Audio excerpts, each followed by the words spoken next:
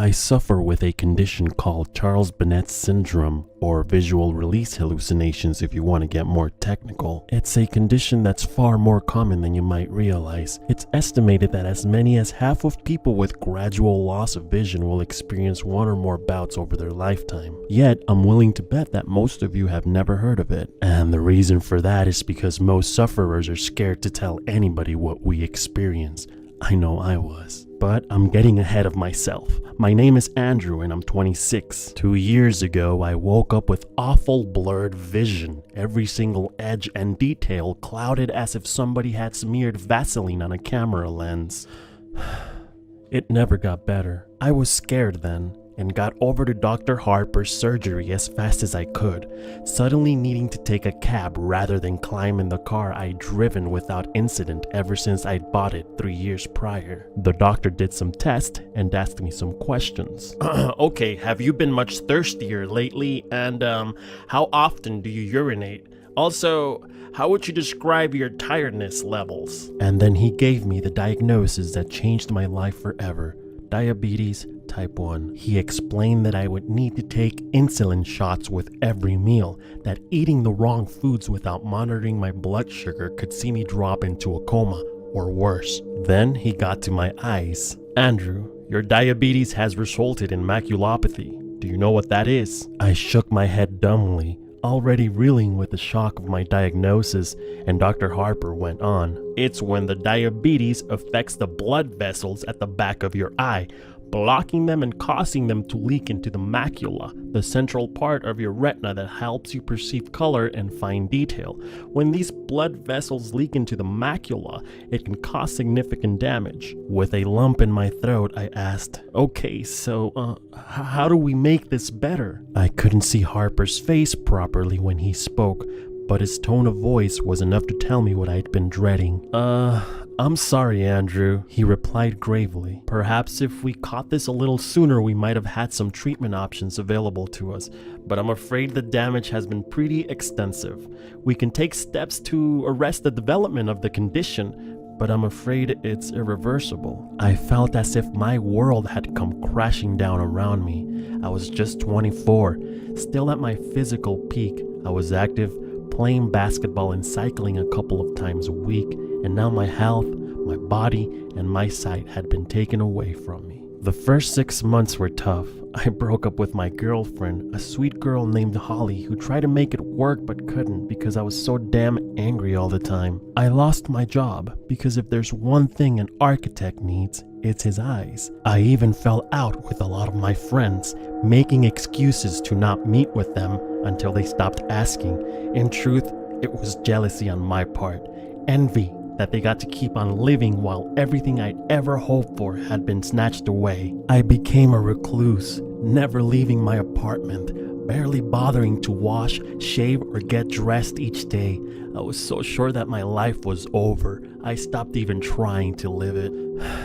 I was an asshole. It took me a long time to realize this, but in the end, it was the nurse assigned to visit me at home, a tall, no-nonsense, experienced woman named Louise, who brought this to my attention. You're an asshole, she said. What? I gasped, shocked at her language. So, you've got diabetes. Do you know how many people do? She asked. Then before waiting for my answer, she continued. Do you think they hide in their apartments, refusing to get on with their lives? Losing your vision is a terrible thing, and you do have my sympathy. But Andrew, it's no excuse to give up. But you don't, I argued, trying to defend myself, but she hadn't finished. Understand, she growled. One of the bravest men I know was paralyzed from the neck down when he was just a child, and he hasn't given up. You can do so much more with your life, and you have people that want to help you do that, but you can't even be bothered to shave that ugly fucking beard off. Stop being a crybaby and make a fucking difference. Of course it didn't happen overnight, and I argued with her. I was furious at her blunt insensitivity. I told her to leave. I said I'd tell her superiors, but she laughed and told me I wouldn't. You won't because you're a smart guy and you've got too much pride for that, she said. I'll see you next week. That night I shaved. I opened my curtains and actually looked around. Things were blurry, but when I really looked, I could see the things scattered around my home. the mess I'd let it become. When Lois came back the following week, the place was tidy. I was clean-shaven, dressed. I'd even attempted to comb my hair. She didn't say anything about it, didn't mention the argument of the week before, but she took me out for coffee down the street. She guided me along the sidewalk to the coffee shop, talking to me, reassuring me. It was daunting, even though it was less than a block away, but I felt so proud when I got there. We talked, me and Lois. I think I even laughed. Afterwards, she walked me home. Then, when she helped me back inside, she said, "It's nice to meet you at last, Andrew." That day was the beginning of my new life. I moved to a new apartment, a ground floor place, and joined a group of other young people with visual impairments. I made friends. I got out every day, even if it was just a short walk, but I made it a point of seeing what I could of the world. I bought what I could, but the Sawyers, the old couple that ran the local store, would bring me my groceries by once a week. Clark's a gruff old coot, so he refuses to coddle me, and he's told me that he respects me for being like I am, for maintaining my independence, for not giving up. From a guy like him, that's one of the sweetest things I've ever heard. Things were going so well, and then, 1 year ago, it started. I walked into my living room, a mug of coffee in my hand, and I saw a Victorian funeral carriage stood right there on my rug, complete with 2 huge, proud horses in full livery. Adorned with long black plumes in their bridles, they stood perfectly still, while the driver, a small bearded man in period costume and a top hat, fidgeted with the reins and peered at me expectantly. Bizarrely, they were far clearer than the usual blurry shapes that I could see. I damn near pissed my pants. I dropped the cup, spilling scalding hot coffee over my bare feet, jumping backwards with a cry of pain and alarm. When I returned my attention to the horses and the carriage back in the room, they were gone. In that moment, I wondered if I was going mad. Apparently most of us do, which is understandable. How would you feel if you'd seen the exact same sight in your home? Unless you're Jack the Ripper, I imagine many of you do not have a coach and horses just laying around. I certainly didn't. Eventually, after much quiet swearing to myself and more than a little self-delusion, I managed to convince myself that I had not seen what I thought I had, that it was merely a very vivid daydream. This seemed to work and I got on with living, even if I entered the same room a little more cautiously in the days that followed. Finally, I forgot about it. 2 weeks later, I saw a giant, floating, swirling orange ball in my bathroom. I damn near pissed myself again. I stood staring at it, this bizarre, rotating, levitating globe that was a little larger than a beach ball hanging in midair over my tub, open-mouthed for a full 10 seconds, before finally screwing my eyelids tightly closed and whispering to myself, "That isn't there. That isn't there." After 5 seconds, I opened my eyes again. It wasn't there. Have you ever had cause to doubt your own sanity, to wonder whether what you perceive is truly there, or if your mind has betrayed you? Honestly, compared to the loss of my vision, the prospect at losing my wits was so much more terrifying. I'd fought against adversity and took pride in the fact that I'm not just a survivor. I'm somebody who is living his own life. How could I do that if I was insane? I barely slept that night and I remained jumpy for the days afterwards. Any sign of movement or any unfamiliar shape would set my pulse racing, would cause me to doubt whether it was truly there. It was the toughest time I'd ever been through, worse even than the time after I was diagnosed with diabetes. At least, when Dr. Harper told me about the diabetes, I had a definite prognosis. I was given facts by a medical professional. My affliction was physical. It had a name, and most important, it had a treatment plan. This was something else. My own mind had turned against me. My senses and perception of reality have become twisted and unreliable. It's only when you're in that position that you realize how terrifying it is. Your senses and the way in which your brain interprets them are your only true defenses against danger. You perceive danger and you avoid it, preventing your body from being harmed. But what happens when you can't trust your perceptions to alert you to dangers that are truly there? Lois picked up on the problem first, noticing my skittish manner. She asked what was wrong, if I needed to talk about anything, but I told her no, I was fine, but I hadn't been sleeping well. That last part was true. I hadn't been able to sleep a wink. Just the very thought of being institutionalized, spending the rest of my days a sedated, blue pajama-clad zombie in a white room with only the echoing cries of my fellow inmates for company, terrified me beyond measure. But what was the alternative? Live life as a risk to myself and others? Ultimately, I chose to ignore it. I reasoned that if I was able to function around other people without them realizing what was going on, that was good enough. A full month had passed before the next incident, and I really did think that maybe I'd put this whole mess behind me. With every passing day, my confidence had grown. So that Wednesday morning, I stepped out into the sunny street, feeling pretty carefree. Each Wednesday, I'd treat myself to a latte down at Joe's, the same coffee shop that I'd visited with Lois. It was a custom that gave me a great deal of pleasure, one that had seemed to forge friendships with other regulars as well as the staff, including Joe himself. As I made my way down the street, white stick in hand, I glanced about me, taking in the colors and shapes of the world around me.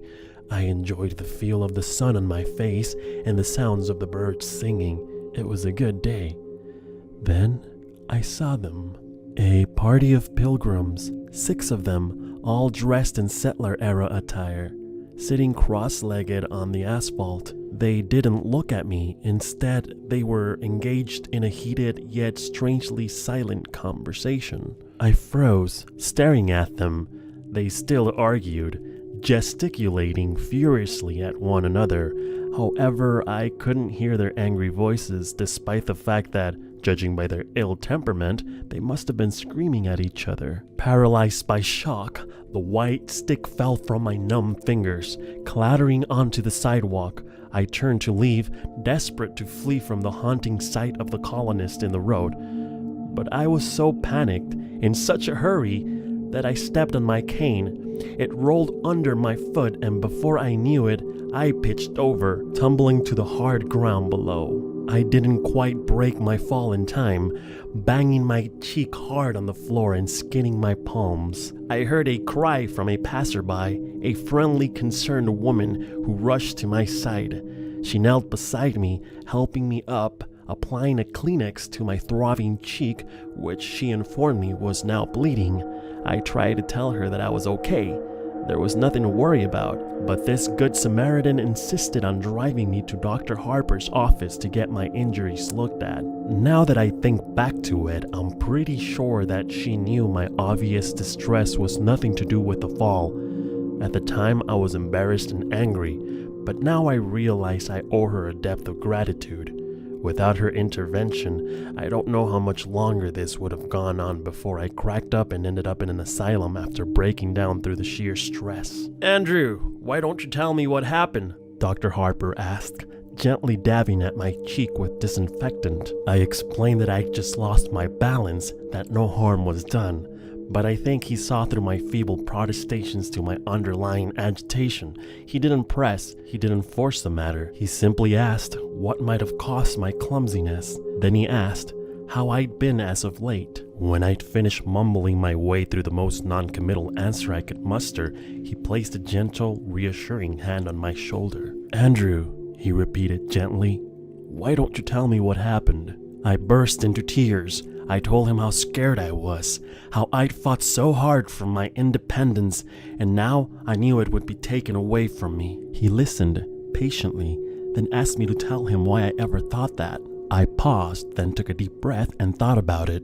This was the point of no return, but really, what other option did I have? So with tears running down my cheeks, I told Dr. Harper everything. I told him about the horse and the carriage, the orange globe and the pilgrims. I told him how I'd been living each day in fear, how I was terrified I was losing my mind. Dr. Harper thought for a while, then he said, "Andrew, I don't think you're losing your mind." The sense of relief at that moment was so powerful it overwhelmed me, rendering me speechless. "You say that even though you've seen these things, you've never heard any noise from them. Have you detected any odors or experienced any other physical sensations such as touching them?" I shook my head, no, and he patted my shoulders once again. "Andrew, have you heard of Charles Bonnet syndrome?" he asked. "Charles Bonnet who?" I asked, confused by the sudden unexpected turn of conversation. "Okay, let me explain," Dr. Harper said kindly. "Charles Bonnet was a Swiss naturalist who was born in the 1700s. He discovered a curious condition in his elderly grandfather, who was nearly completely blind due to his cataracts. The old man regularly experienced visual hallucinations, including random patterns and even people and places. Sound familiar?" Yes, I replied, still confused. Am I suffering dementia?" No, Andrew, not at all," Dr. Harper reassured me. "Do you know how perception works? In layman's terms, your eyes take in light, which is then processed via the retina and translated into electrical signals, which are decoded by the brain, which simply organizes these signals into a recognizable image. With me so far?" I nodded, finally starting to understand. "When the retina becomes damaged, such as those that have undergone macular degeneration, those signals become warped and jumbled," Dr. Harper went on. "The brain still receives them, so it does its job, translating these distorted signals into an image. It kind of fills in the gaps for you. Sometimes it fills these gaps with colors, patterns, creatures, and places that aren't present. And this is called Charles Bonnet syndrome." I nearly wept with relief. "So, I'm not mad?" I cried. Not at all," the doctor replied. "This is an entirely physical condition. Your mind is in full working order. If you were suffering from any form of mental illness, your delusions wouldn't be limited to just the one sense. You'd hear these interlopers, smell them, even feel them. This is a condition solely related to your eyes and not your brain." As I left Dr. Harper's office, I felt as if a weight had been lifted from my shoulders. Sure, my vision was still an issue, but now I knew it was only a problem with my eyes, not my mind. I knew I could handle the situation. I was ready to face the world again. Since then, I've seen plenty of weird visions. I saw a huge waterfall in the park, complete with a hazy mist and butterflies flitting about it. I saw a Native American warrior, complete with a huge feather headdress, sitting at a stool at the counter in the coffee shop. I saw an intricate and quite impossible structure of scaffolding crisscrossing the entire front of my apartment block. Hell, on the 4th of July last year, I even saw a great swooping green dragon in the sky, twisting and cavorting through the air overhead. All looked utterly and completely real, yet now I knew they were simply tricks of the eye. They were no longer disturbing. In fact, I actually came to quite enjoy them, even looking at them as unique and entertaining little shows or works of art that existed purely for my pleasure and nobody else's. I came to welcome them. Then, a month ago, I saw her. It was nighttime. It's always nighttime when I see her. And I was just getting ready for bed. I walked into the kitchen to get myself a glass of water and actually cried out in alarm when I spotted the figure in the corner. She was tall, by far the tallest woman I'd ever seen, and even though she stood hunched, she still had at least 6 inches on me. I was used to seeing characters in dated and bizarre dresses, but this was different somehow. It didn't seem like an outfit from any one time. Instead, a bizarre mishmash of items. She wore a tuxedo jacket figured hugging in black, tailored to the female body shape, over a dirty old ruffled dress shirt. To complete the ensemble, she wore a bright red bow tie. On her hands, which she held out to either side as if shrugging or feeling for rain, she wore dirty white gloves. Her fingers were disproportionately long, almost spidery, and occasionally they twitched, as if she longed to grip and squeeze something in them. On her lower half, she wore shorts the same crimson as her bow tie, over opaque black nylons. Her legs were long, lit attractive. If the truth be told, the legs of a dancer. She also wore red heels, the same hue as her shorts and bow tie, but they sparkled and shimmered, bringing to mind Judy Garland's ruby slippers from The Wizard of Oz. As strange as this ensemble was, I couldn't tear my eyes from her face. Most of it was obscured by a jaunty bowler hat, tipped and tilted to hide her eyes and nose. But beneath the brim of her hat, I could see the deathly pale skin of her face and a grin that sent shivers down my spine. It was wide, too wide, with entirely too many teeth. A smile is meant to be an expression of warmth. It's meant to feel welcoming and benevolent. But the look on this woman's face oozed malice. It felt much like the sort of glee I'd expect from a snake as it corners a rat. However, the thing that startled me most was that she had a third arm sprouting from her back, curled up and over her head like a scorpion's tail. It was longer than any arm should be, and the hand had only 3 fingers, like a claw. It was pointed straight at me, and I swore in dismay and stumbled sideways. It seemed to track my movement. I stood staring at the creepy figure for a few seconds, trying to get my head around the situation. She just stood there in the corner, grinning back. Finally, I realized that this was just another one of my hallucinations and breathed an audible sigh of relief. One of the tricks I've picked up over the months of suffering with Charles Bonnet syndrome is to break the line of vision towards whichever stimulus is causing my brain to interpret the images into the hallucination itself. Think of it like restarting a faulty computer, how refreshing the system debugs it. To this end, I close my eyes and count to 5. Then when I reopen them, the hallucination is gone. So, as I stared at the horrifying malformed figure in the kitchen, I knew that to make the image go away, I simply had to close my eyes. I'll be honest here. When I counted to 5, I hesitated a little before opening my eyes. If I'd opened my eyes and she still stood there, smiling that wicked smile at me, I think I might have had a heart attack. She wasn't. And I breathed another long sigh of relief, and I fetched my glass of water and I went to bed. The tall woman haunted my thoughts in the days after I saw her. She was different to the other visions I've had.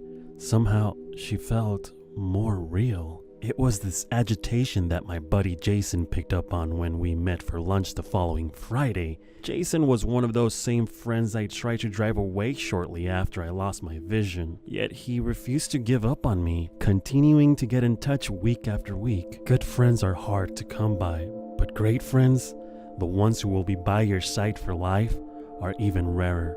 Jason, God bless his kind heart, is one of the latter. "You've got to tell me what's going on, dude," he said as we sat down over pizza.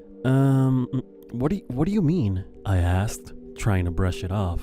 You're distracted, man. It's like you're looking for something in here the whole time. You've eaten like 1 slice of pizza in the time it's taken me to eat 4. So I repeat, you've got to tell me what's going on," Jason said, waving a slice of pizza around for emphasis.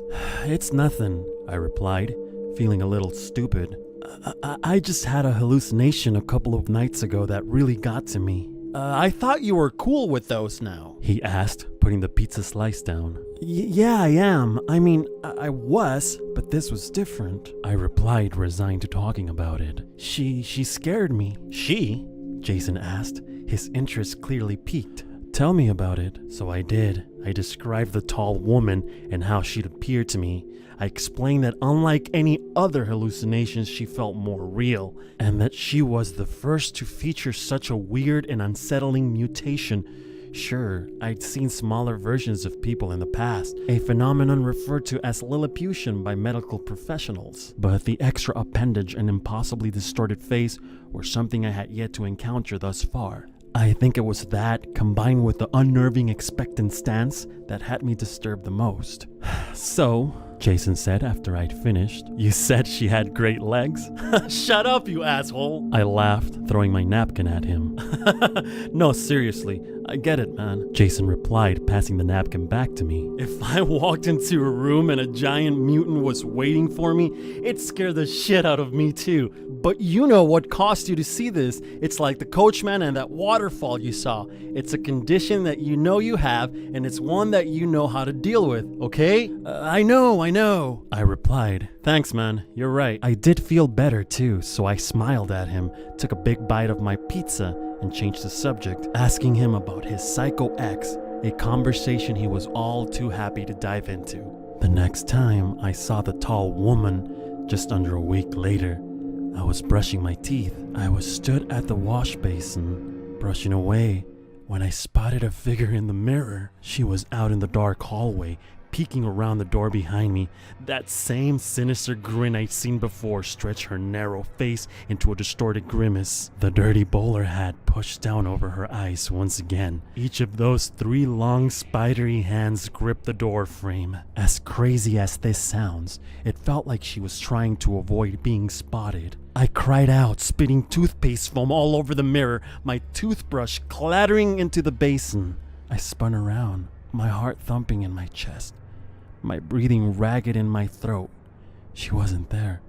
Of course she wasn't. The doorway was empty. I tiptoed forward, hesitantly, trying to look around the doorframe into the hallway without actually sticking my neck out into its shadowy confines. The seconds ticked by as I drew closer and closer. I couldn't see anything, so finally, with a whisper of self-affirmation, I stepped out of the bathroom. The hallway was empty, as was the rest of my apartment. I was shaken again. This was the first time I'd seen a hallucination in a reflection, and I wasn't even sure that I'd actually seen it. Now, as I sit here writing this, knowing what will follow, I think I thought like that to try to protect myself, to shield myself from the truth.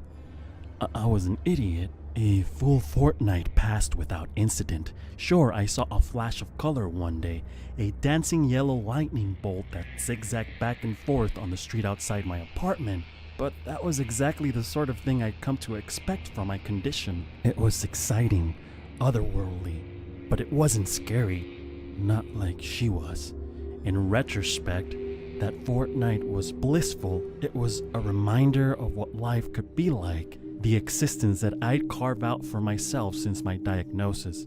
Life was good. The night that changed the way I viewed the tall woman, last night, I'd been out and had a couple of drinks. I'd met the other guys with visual impairment for dinner, and we ended up at the bar afterwards. I wasn't hammered, but we got through plenty of beer between us, and by the time I stepped out into the cool night air, I felt decidedly lightheaded. It took me a while to make it home, laughing and talking to a couple of the other guys from our group as we strolled along. It had been a great evening. It's probably the last truly good one I'll ever have. I bid the other guys good night and, fumbling with my key, let myself in. With swaying steps, I strolled into my hallway, slamming the door a little too loudly behind me. I took off my jacket, hung it on the hook by the door, then hit the light switch. She was waiting at the end of the hallway, all 3 hands held aloft into claws, reaching for me, the same maddening, malevolent grin on her pale face. I swore again, louder than ever,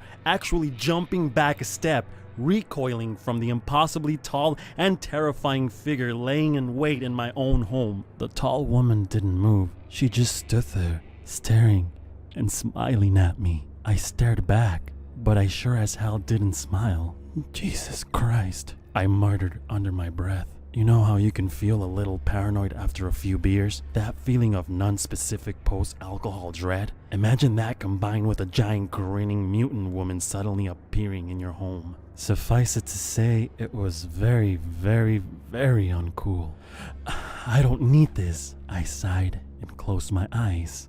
1, 2, 3, 4, 5. When I opened my eyes, her face was just a foot from my own, grinning wider than ever. She dashed the length of the hallway and was now stood so close that her long, grasping arms were either side of me. her fingers twitching and clawing at the air around my face. I could see her chest heaving, as if she were actually laughing silently at my attempts to dismiss her, as if the thought that I could ever be free of her was amusing. I screamed, a full-bodied shriek of terror, and actually dropped to my knees, covering my head as if to fend off an expected blow. It never came. Finally, I lowered my hands, gasping for breath, shaking. The hallway was empty. The tall woman nowhere to be seen. I stayed there, on my knees for a moment, gasping for breath. Then I was on my feet, and I turned and ran out of the apartment, out of the building and into the street. I stood there shivering, terrified beyond reason, without a clue as to what to do next. Finally, I pulled my phone from my pocket and I made a phone call. "Hey, Andy, what's up?" Jason asked. "Jason, I need you to come here," I said, sobbing. Jason didn't ask why, didn't complain. Instead, he replied, "I'm on my way." Less than 20 minutes later, his car pulled up outside and he dashed over to the steps outside my building where I was sitting, shivering. He threw his jacket around my shoulders and asked what happened, his voice filled with concern. "She's in there," I stammered. "The tall woman, she's back." Okay, he said, gently helping me to my feet. "Come on, man, let's go in there and check it out." I wish I could say that I was brave when we went inside, but I'd be lying. I cowered behind Jason, one hand on his shoulders as we made our way through my home. Of course, we didn't find a thing. We're talking about a giant mutant woman in a pokey little one-bed apartment. Where the hell is she gonna hide? Finally, after we'd checked every single room twice, I had to admit that she was gone. I'm sorry, man," I apologized, feeling genuinely stupid. "I got scared, and I'm sorry, man." "Hey, forget about it, buddy," Jason said. "So, I'm here now. Where do you keep your booze?" Half a bottle of bourbon later, we were both feeling pretty talkative. "She's, just kind of different, I tried to explain. I get it, he said. "It's like you saw something bad and you feel bad, and that's bad." He didn't get it. "No, she's different, I explained. "I've never had a repeat hallucination before, and they've never been scary, She's not like the others." "Dude," Jason said, taking another sip of bourbon, "you've got like Charles Bonnet syndrome, and that makes you see shit, so..." He waved his hands in the air like a magician who'd just performed a trick. I know, I replied. "No, listen, Andy," he said. "It makes you see shit. It's just your eyes. Yeah, you didn't hear anything. You didn't feel anything. This is how that stuff goes. It's your eyes. And I know it's scary, man, but you've been through like hell and high water in your life so far. You're tough. One of the toughest, bravest guys I know. And you can handle some creepy hallucination, bitch." I laughed. I couldn't help it. "She is a very creepy hallucination bitch though, dude." He laughed too, and we both took a drink. "That could help," he said, finally his voice thoughtful. "What, drinking?" I asked. No. Well, yes, it does," he giggled. "I mean, like, demystifying her. You should give her a name, something stupid, so she's not scary." "I've gotta say, as much as I like creepy hallucination, bitch, that's a bit of a mouthful." I laughed. Yeah, I get that," he replied. Suddenly, something he'd said came back to me. "How about Helen?" I suggested. "Helen Highwater." "Awesome," he said. Then he raised his glass. "Here's to Helen, buddy. To Helen." I smiled and drained my glass. Jason spent the night on my sofa, mainly because he had too much to drink to even think about getting behind the wheel of a vehicle. But honestly, I think the reason he drank so much was so he'd have an excuse to stay and keep an eye on me. I'm glad he did. Knowing that he was there made me feel safer, and I was able to get some sleep. It gave me a sense of security to know that if the strange vision I'd just christened Helen was to appear again, I'd be able to call on him for support. This morning, we both needed support. It feels like a mule kicked me in the head," he groaned when I made my way into the living room. Yep, I replied, my own head thumping. Joe's, he replied firmly. and staggered to his feet. As we drank strong black coffee and ate muffins, we didn't talk much. Finally, Jason broke the silence. So, you feel cool now? He asked, his mouth still full of blueberry muffin. I nodded. Yeah, I think so. Not still freaked out about you-know-who? He asked. Helen? I replied with a smile. No, I really don't think I am. I reckon I can handle some creepy hallucination, bitch. Good, he laughed, giving me a hearty pat on the back. That's cool, man. I bet you can. Now, as I sit here, cowering in my bathroom, too scared to go out into my apartment, I know we were both wrong about everything. Remember how earlier I told you that the thought of being institutionalized, that the very idea of losing my grasp on reality was the most terrifying thing I could imagine? Now I welcome that, because the alternative is far, far worse. After breakfast, I said goodbye to Jason, and he climbed into his car and drove away. The day passed without incident, and when Louis stopped by this afternoon, she even commented on how upbeat I seemed. You've got a lady in your life? She asked. Casually, I laughed at that, wondered what she'd think if she knew the truth. Yeah, I chuckled. Something like that. Good for you, she sniffed. You make sure you treat her right. That tickled me even more, and I had to bite my lip. Sure, I replied. I'll do my best. Tonight, still a little wiped from the exertions of the previous evening, I decided to turn in early. I brushed my teeth, washed my hands and face, and got changed. Finally, I fetched a glass of water and walked into my bedroom. I climbed into the bed and instantly felt so relaxed. Within mere seconds, I was ready for sleep.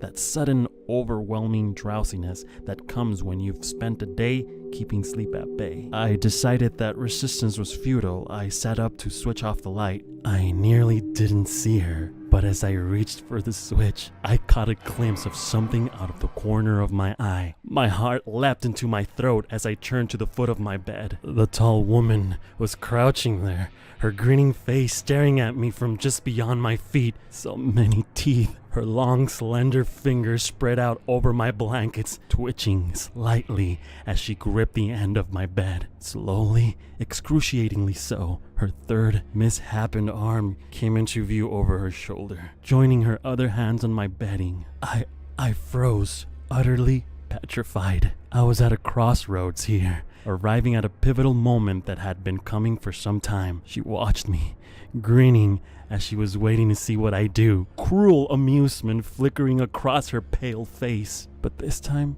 I'd had enough. You don't scare me anymore, I said, my voice filled with defiance and anger. I'm not letting you do this to me. I reached across to the light switch. Good night, Helen, I said triumphantly, then flicked it, plunging the room into darkness. I laid there, a sense of tremendous pride surging through me. I grinned to myself in my warm, comfortable bed, overjoyed at the emotional victory of overcoming my own fear. And then it happened. The thing that led me here, something that turned my blood into ice water, my bowels to jelly. Good night, Andrew, her rasping voice hissed from the darkness.